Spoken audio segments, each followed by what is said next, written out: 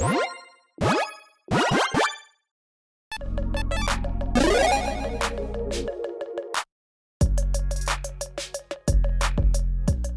everyone, Mitch coming in from the Commander Score Studio. Welcome to the show. So, this deck is so evil, so dastardly that it will help you lose your friends if that is what you intend to do, because, well, this is a very cheap and efficient way to actually lose your friends. The purpose of Magic, right? The purpose of Commander is to get together and to play and to have fun, right?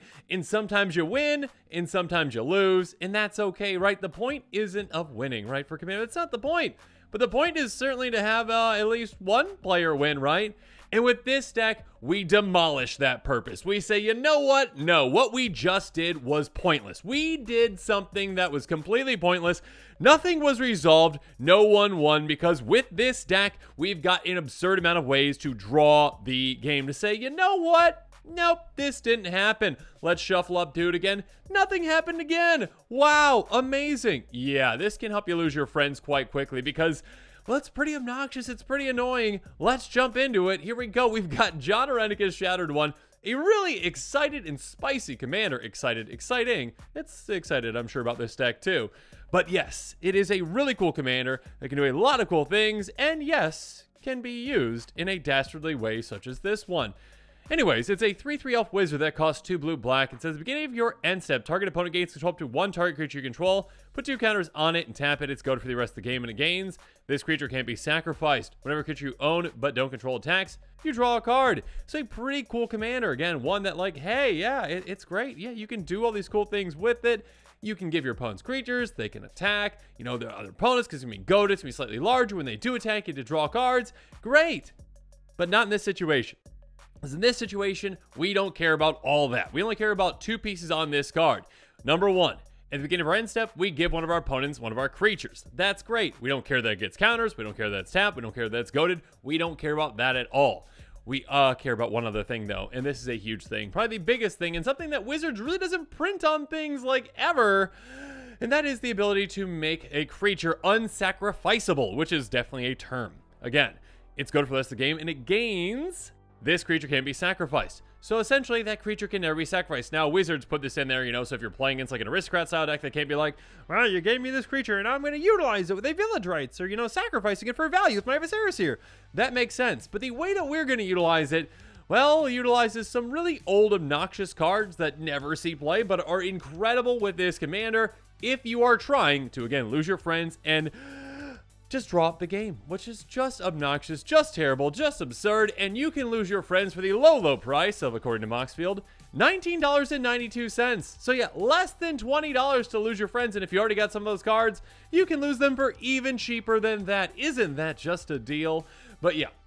On this episode, I'm going to be taking you through different tactics, show you how this deck works, and normally I'd say how we win with it, but how you draw out the game with this and lose your friends. And if you are interested in this deck, if you're interested in losing your friends for the low price of $19.92, check out that deck list link in the description below. Now, with all that said, let's jump into it. And yeah, the first tactic I'm going to talk about is our ramp package. I'm calling it Hop to It because we really just are so excited to get there.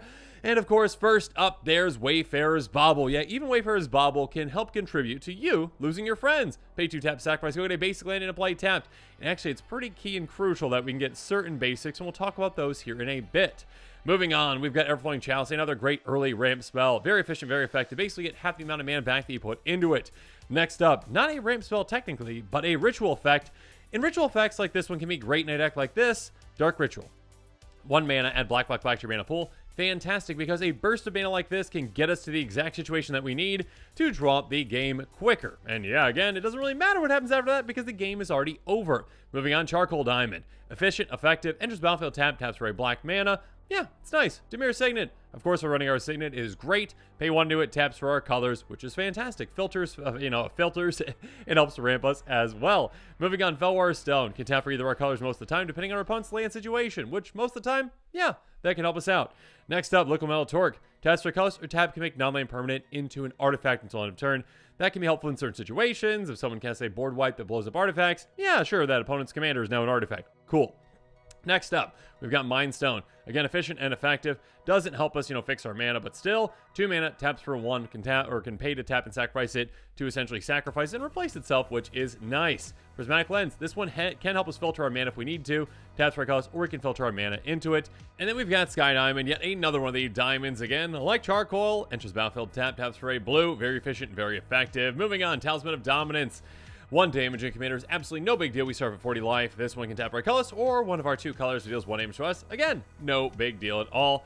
Then we've got Commander Sphere, not as efficient. Again, at 3 mana, it can tap for colors, or tap for colors, tap for 1 of any color, so it is effective at, helping us fix our mana. And we can sacrifice it for free, though, which is huge in case we need to dig deeper for one of our obnoxious combo pieces. Speaking of which, Letter of Acceptance, in a somewhat similar way, taps for a color, and then we can also pay 2 to tap and sacrifice it to do the exact same thing. And then finally, we've got Midnight Clock. This one can be a great reset for our hand if we need it. Basically, once it gets 12-hour counters on it, which it gets 1 on each upkeep, or we can pay to put more on it, it is going to be exiled and make us shuffle our graveyard and our hand to our library and draw 7. So we basically kind of time twister reset. A great mana rock to help us out with that if we need to. I'll get to certain things, and there are certain things that we really want to get to. So now let's get to the real stars of the show. Oh my goodness. I bet you've been wondering how in the world we can be obnoxious with this commander, and I'll tell you right now. Let's start with this tactic, number 2, Out of Water, and you will see exactly how. Here we go. Manta Ray. Yeah, you probably have never seen this card before because, well, it is pretty pointless. It is a really terrible creature that sees absolutely no play anywhere. But in this commander deck, it is fantastic. It is a 3/3 fish. I'm sure it's been errated. Maybe it's still a fish. I don't know. For 1 blue. It has Island Home, which is since, it's a keyword. It was a keyword at one point. I don't believe it's actually an actual keyword anymore. I think they just nixed it as a keyword. Usually it's like the other way around where they're like, oh, we'll now make this into a keyword. We've been using this for years. And now it's like, nope. No longer exists because we're never going to use it again because it's pointless. Regardless, it says, if defending player controls no islands, this creature cannot attack. That makes sense, I guess, right? If you're thinking about, okay, they've got an island. Okay, my creature can go through because it can swim, right? That makes sense in like old Magic. It also says, if you control no islands, bury this creature, which means sacrifice this creature. So, okay, and also it can't be blocked except by blue creatures, but that doesn't matter. So, this creature has a requirement that if you do not have an island in play, you must sacrifice it. No ifs, no ands, no buts. That is what happens. And yeah, you are going to have an island in play. You're going to get an island out. You got plenty of islands in this deck. You're getting an island out, and you're like, oh yeah, this is fine. Maybe I can't attack my opponents. That's fine. It does not matter. Again, that's not the point of this card. The point of this card is literally have a card like this in play. Go to your end step. With John Arenicus, you're like, hey, that player over there doesn't have any islands. They're in trouble. Actually, everyone at the table's in trouble, including myself, because you know what? I'm going to take that end step trigger and give that player, very kind of me, right? To give that player one of my creatures, very kind. I'm going to give them my Manta Ray. And when that happens again, it gains this creature can't be sacrificed. But that player has no islands. So when they gain control of it, they must sacrifice the Manta Ray. But they can't sacrifice the Manta Ray. But they must sacrifice the Manta Ray. But they can't sacrifice the Manta Ray. It is an infinite loop that is mandatory and it cannot be resolved one way or the other. Therefore, the game ends in a draw. Basically, server crashed on the game, essentially. It's just like, nope. And then the game ends because everyone cannot do anything about it. And of course, we've got plenty of ways to protect it and plenty of ways to make sure this happens and plenty of other ways, well, to give our opponents some fish and some other kinds of creatures that work in a very similar way. So let's move on to those now. Like, Sea Singer. Again, it can do other things. The important part, though, is buried if you control no islands. So again, sacrifice it if you got no islands. If I don't have any islands, sorry. Yeah, I'm going to have islands, but you won't when I give it to you. So there you go. Another way to essentially just end the game in a draw. Next up, Valdelian Knights. 8/2/2 with first strike. Cool. You can also get it flying. Cool. Also, buried if you have no islands. Great. Again, island home essentially with that. Hey, yeah, you don't have any islands? I'm so sorry. The game's over. Moving on, we've got Kukemasa Serpent. Okay. Yep, I should have practiced that one before. And regardless, again, island home. So again, exact same thing. If we don't have any islands, sacrifice it. We will. Our opponent will not. Next up, Pirate Ship. Again, hey, when you control no islands, sacrifice it. It's a really cool, weird old card. It's a human pirate. It's actually a ship too. But yeah, hey, you know what? Nope, can't. gonna get sacrificed. Also, giant shark. Did you know sharks are my favorite animals? Anyways, but I'm also terrified of them, and I don't want to go in the ocean. Regardless, yeah, sharks are awesome in this one. Well, again, requires an island. If you don't have one, you sacrifice it. Yeah, if at any time their controller controls no islands, bury it immediately. Yeah, it's written in different ways on all these cards, but basically means the exact same thing. You don't have an island, you sacrifice the fish because, well, it's a fish out of water. Next up, Sea Serpent. Island Home, again, exact same thing. We've just got a bunch of different effects that are essentially the exact same. All these creatures, does not matter what they do, as long as they say, hey, you don't have an island, sacrifice me. That's all we care about. Next up, Island Fish Juscanius. That should probably be a legendary creature with that kind of a name. Regardless, yeah, again, hey, if at any time you control no islands, bury it. There you go. The text that we care about. Then Marjan, we've got a giant 8/8 that, again, we do not care about. If at any time you control no islands, bury it. That's all that matters with these cards. And finally, a newer one of these. Actually, most of these are way back in the past. This one's actually, I believe, in Time Spiral, right? Essentially, is that what this is? I think. Regardless, it's a morph creature that says when you control no islands, sacrifice it. So again, meeting that requirement of, hey, let's draw the game. And of course, we're not done just yet because we have other ways to ensure that we are actually going to draw the game. So let's move on to our next tactic, tactic number 3, out of place. We're gonna start things off with Lure-Bound Scarecrow. That's right, even this little Scarecrow can help us out too. It's a 4/4 for 3 mana. Awesome, right? Comes into play, choose a color. When you control a permanent of the chosen color, sacrifice it. So, again, we can choose either black or blue, as our commander is going to be in play, and then we say, okay, which one of our opponents does not have a permanent that is black or blue? If one of those players meets that requirement, the game is over, because we will go to our end step, we will give that player the card, and then all of a sudden, we draw the game. So again, kind of like those Island Home type cards, but slightly different. Again, these have different requirements, but still, there are ways to ensure that this game will end in a draw. Moving on. Phylactery Lich, a 5/5 zombie that's indestructible for just 3 mana. Super cool, bud. But also, hey, when it enters the battlefield, you put a phylactery counter on artifact you control, like maybe one of our, mana rocks, maybe, something like that, sure. But also when you control no permanents with it, with an effective phylactery counter on them, sacrifice it. So, what you're gonna do is you're gonna get this in play. You're gonna get a counter on one of your artifacts. Then you're gonna give this to an opponent who clearly doesn't have any phylactery counters on any of their artifacts, because unless they're playing this exact card, there's no other way really to get on there, unless they steal artifact, which they won't. Regardless, we are, again, going to ensure that this game ends in a draw just by giving this, by being so nice and donating this to an opponent. Next up, Reclusive Right. What in the world were they doing back in the day, making a card like this, a 4/4 for 4 mana that says during your upkeep, if you control any other non-land permanent, sacrifice it? What? What? What kind of a card is this? Regardless, it's fantastic for this deck, because you're just like, okay, yeah, end of my turn, I'll give it to my opponent to the left. They probably have at least one non-land permanent, right? Or I guess any opponent that has a non-land permanent. Then on the upkeep, we all draw the game. Next up, Stench Skipper. This is hilarious. This is like a goblin elemental, or like a goblins worship this elemental or something. I don't know. 6/5 flying elemental for just 4 mana. Yeah, that's awesome. But also, hey, at the end of the turn, if you control no goblin, sacrifice it. So unless you're playing against Goblin Tribal, and Goblin Tribal on each side of the table, yeah, you're gonna have a target for this one, and the game is going to end. Yes. Next up, Synod Centurion, a 4/4 construct that says when you control another artifact, sacrifice it. If an opponent has no artifacts, you're going to sacrifice this, and then they can't, and then, oh no, the game's over. Sorry for your creature-based deck. Sorry for your land rant-based deck. No artifacts in play. Ugh, it's game over. And finally, how about Bog Serpent? Basically, Swamp Home, let's just say that. It can't attack unless the defending player controls a swamp. Who cares? And if you control a swamp, sacrifice it. Again, we will have a swamp. Our opponent will not. We'll say, here you go, and goodbye. So yeah, those are some pretty spicy ways to say, you know what? Let's draw the game. Now, as spicy as all these cards are, there is one, in my opinion, that stands above the rest, and that is the golden pig of this deck. So in tactic number 4, I shall introduce you to just that. The golden pig of this deck is Assault Suit. This is kind of like a second copy of our commander in a way. So even if our opponents are like, I know what you're doing, I'm going to get rid of your commander. Yeah, as long as you can protect your Assault Suit too or whatever, you've got another option to actually take your opponents out. So you got this way, you got that way, you've got plenty of ways to protect your stuff. We'll talk about those here in a bit. But yeah, Assault Suit, let's read it really quick. Quick creature gets +2/+2 and has haste and can attack you or planeswalkers you control. Oh, and can't be sacrificed. That's huge. At the beginning of each opponent's upkeep, you may have that player gain control of a quick creature until end of turn if you do untap it. So, again, whereas our commander is like, hey, I give you this. This is like, at your upkeep, do you want that player to have it?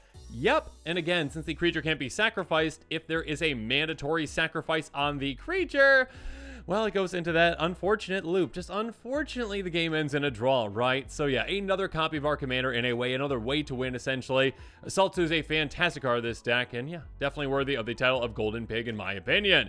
Now, moving on, though, let's talk about some cards that can help us go get our cards that are going to be very obnoxious and annoy our opponents. So let's talk about the next tactic, number 5, Big Catch. And first up, we've got, well, a good amount of tutors to do so. Demonic Bargain is a great one for this deck. Sorcery for 2 and a black. Exile the top 13 cards of your library. Search life for a card, put in your hand, then shuffle. Again, when it comes to taking our opponents out, we've got more than 13 ways to do so, and essentially they all work in very similar ways. And yeah, we can go get the exact one that we need sometimes. Sometimes we'll get eggs on the top 13, but other times we'll get just another replacement one that does the exact same thing, essentially. So yeah, basically 3-mana tutor, go get your win condition, essentially, in combination with your commander or again assault suit. Moving on, Perplex. Don't sleep on transmute cards. They're fantastic. First up, counter target spell controller discards their hand. That's nice. Or you can transmute it by discarding it and paying that cost, and go get any card in your deck that has a mana value of 3. And again, keep in mind, well, yeah, we've got a couple of cards that cost 3 that can help draw the game. Moving on, we've got Scrapyard Recombiner. Yeah, it's a construct that can tap to sacrifice an artifact, search life for a construct. One of our game-ending cards is, guess what? A construct. So sacrifice either this or another artifact. Go get that and then do so. Moving on, Trophy Mage. Yep, again, one of our cards, actually is an artifact that costs 3 that can actually help, win the game. Win the game, lose the game for an opponent.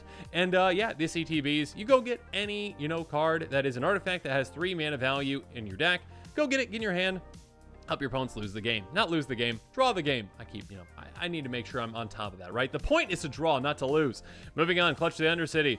Return target permanent controller's hand to controller loses 3 life. This actually is kind of spicy because let's say all 3 of our opponents have at least 1 island in play, and one player has 1 island specifically. You're like, bounce that? Cool. Okay, now that's what happens. The game ends. So yeah, essentially this is a way also to be like, okay, if I need to bounce that land, I can. Most of the time you're going to run into circumstances where you're not seeing all your opponents with islands. Regardless, it can work like this. Or you can transmute away again for anything that costs 4, which is fantastic. Next up, very standard tutor, Diabolic Tutor. Go get anything. Go get the exact card that you need to win. Also, Dimir Houseguard, a great card for a deck like this. Again, transmute for 4. Again, like Clutch to the Undercity, go transmute. Go get the card that you need. There's plenty of cards at each mana value, essentially, that can help you draw the game. So we also have Brain Spoil, transmute at 5, or destroy a creature. Sure, if you really want to destroy a creature that's not enchanted, cool, do that. But also, transmute it. Coveted Prize. We don't really care about actually, having, a party in play or whatnot. We just care about going and getting any card in our library, getting into our hand, and then having our opponents be upset after we lose the game. For everyone, draw the game for everyone. Listen, Shipment. We can actually sacrifice a creature to double this up if it's got power 3 or greater, essentially, so we can go get 2 cards if we need to. Maybe, one of our combo pieces, maybe one of our protection spells we'll talk about here in a bit. Regardless, if not, just go get 1. It's going to be great. It's going to help you out. Razcast Right. Next up, yeah, go get whatever you need. Or you can cycle it away if you don't need to. So yeah, you can do that as well. Then we've got Sphinx Summoner, ETB. You search life for an artifact creature card, reveal it in your hand, then shuffle. Yeah, we've got some artifact creatures that can help us draw the game. So go get one of those. Great. This can help you out in that way. Then we've got Ethereal Usher again. Have I mentioned that transmute is very good? Yeah, it is. So yeah, just 3 mana, go get anything in your deck that costs 6. Go do that. And then finally, we've got yet another great transmute card with Netherborn Phalanx. I love this one. Okay, technically, you could take your opponents out with this. I mean, there's a couple of ways you probably could take your opponents out if you really actually just wanted to win, and your opponent has like, aha, I've got my Annoyed Procession in play, and I've got my Doubling Season in play, and I just made 45 tokens, or actually have been even number. I just made 46 tokens. And then you're like, I play Netherborn Phalanx. Enters the battlefield, each opponent loses 1 life for each creature they control. You lose. So you could technically do that, but again, the point of this deck is to draw the game, so don't do that. Just, make everyone, lose or draw. Yeah, transmute it. Anyways, next up, let's go on to the 6th tactic, which I'm calling Fish Scales. Ways to protect our key pieces, and we've got tons of them. Dive Down is a great one. For just 1 mana, our creature gets +0/+3 and gains action until end of turn. A great way to protect for very cheaply. Again, just keeping our creature or our commander in play, the combo pieces in play until we can make that combo work, is huge. So we also have Mizium Skin, very flexible. This one's going to give target creature control +0/+1 and Hexproof until end of turn, and we can overload it to make it apply to all of our creatures. So again, protect our commander, protect our key piece, or everything. Moving on, we've got Shore Up, which is a hilarious pun. Target creature you control gets +1 until end of turn, and Hexproof, untap it. So again, yeah, the Hexproof is what we really care about. Untapping, sure, that might be able to help in certain situations, but yeah, again, Hexproof is nice. Next up, Siren Storm Tamer. A creature can actually help us out with this too. Flying, 1/1, pay a blue, sacrifice it, counter target spell or ability targets a creature you control. So very specific on what this protects, but still fantastic. Get it out early, have it protect one of our key pieces. Yeah, your opponents are going to be pretty confused when we've got all these things going on until it actually happens, and they're going to be very upset with you. Moving on, we've got Usia Guard Approach. So we can actually tap a creature. If we need to save ourselves, let's say an opponent has like lethal on us with a giant creature on the board, we're like, tap that down so I can stall things just a little bit longer to get my little combo out. Or target creature control gains Hexproof to end of turn. So yeah, again, a way to protect a creature, a key piece. Last up planning is our last one in this tactic. Amass 1, so we can make a little zombie army. Sure, that's cool. You and your permanents you control gain Hexproof until end of turn. So again, for just 2 mana, protect all of our things. Our commander, our combo piece, whatever it is, protect all the things. Great. So you might think we're done with our ways to protect things, but we're not quite done with just yet, because again, we really want to make sure that we upset our friends so much that they leave us and that they never talk to us again. So let's go on to attack number 7, called Countermeasures. And of course, in Countermeasures, let's talk about some counters. We've got Dispel, counter target instant spell. Solid. Again, a single mana. This, a combo effect is essentially going to happen on our turn. So opponents trying to stop things are generally going to have to try to counter it, or, try to stop it in some way. Essentially, instant speed, and we can just stop that with 1 simple mana.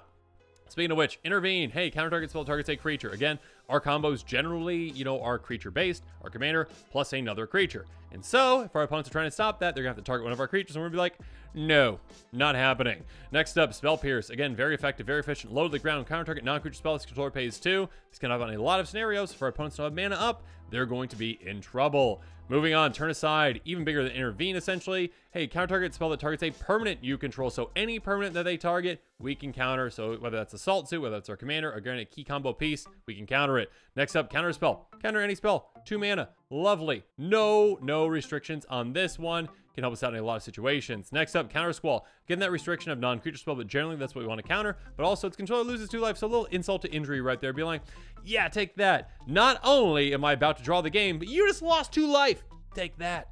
Moving on, we've got Mana Leak. Counter target spell controller pays 3. So again, hey, being able to say, you know what? Oh, you didn't hold up enough mana. I'm so sorry. You would have been able to stop me from drawing the game, but you tapped out, or even you had 2 mana left. I'm so sorry. Just slightly rub it in just a little bit, okay? Next up, Memory Lapse. You know what? Hey, that spell's nice for now, but you can have it later, okay? Counter target spell put on top of someone's library instead of into their graveyard. So being like, you know what? Oh, that would have saved you the game. That would have made it so that we didn't draw out the game, but let's just delay things just a tad so that the game ends in a draw. And then finally, of course, Negate. Just a very solid counter spell. Hey, counter target non-creature spell. Great. Being able to counter the most important things, essentially, for the situation that we are in. Again, trying to end the game through a draw. Moving on, though, let's talk about our final tactic. Just going to highlight one land. I'm going to call this one Land Locked. I think it's kind of funny. Anyways, regardless, we've got Jawari Disruption. A great MDFC for this deck. Instant for 1 and a blue. Counter target spell. This controller pays 1. Great. Solid. Again, unexpected for the opponent's like, oh, well, I gotta stop them. Oh, they probably have nothing in their hand. And you're like, all of a sudden, this card that would have been a land stops you from stopping me from drawing the game. Thank you to Jawari Disruption. Or you can use it as a land earlier on the game if you need to. Again, there's a lot of avenues to victory with this kind of a deck. Again, and many of those victories, victories are kind of hollow because it's a draw. And yeah, it helps you lose your friends. That's the point, right? That's why you clicked on this episode, because you were looking to lose your friends for whatever reason for $20. So there you go. You're welcome. If you are interested in this deck, make sure you check out that card list, link in the description below. Comment below with your thoughts on this. And of course, as always, thanks again and have a good one. This show and episodes like this one are possible thanks to viewers like you. If you're looking for an easy way to help support this show, make sure that you like, share, and subscribe. Also, hit that bell notification icon so you don't miss any new episodes. You can also go check out our playmats and other merchandise at thecommandersquarters.com. We also have a ton of brand new t-shirt designs in stock, so make sure you check out those as well. Another easy way to support this show is with our TCG Player affiliate links. So whether you're buying a deck or individual cards, you can use this general link right here or one in the description. And the final way that you can support this show is by supporting us directly by becoming a patron. There are many benefits to being a patron, and I truly couldn't do this without all of their support.